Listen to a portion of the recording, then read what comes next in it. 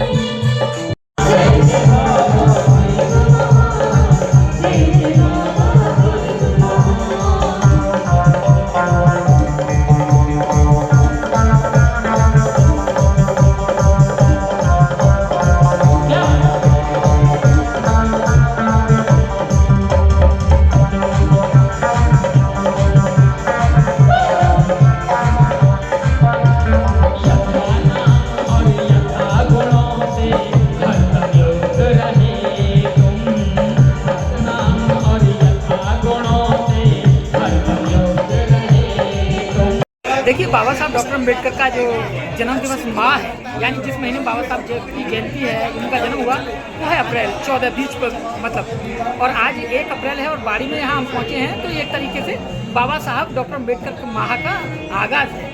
और हम लोग बाबा साहब के मानने वाले लोग हैं, उनका प्रचार प्रसार करने वाले लोग हैं, उनके कारवां को जन जन तक पहुँचाने का काम हम लोग करते हैं। क्योंकि बाबा साहब ने कहा था कि मेरा कारवां किसी भी हालात में पीछे ना जाए, कोशिश करना कि अगर ना ले जा सको तो आगे ना ले जा सको तो रोक के रखना।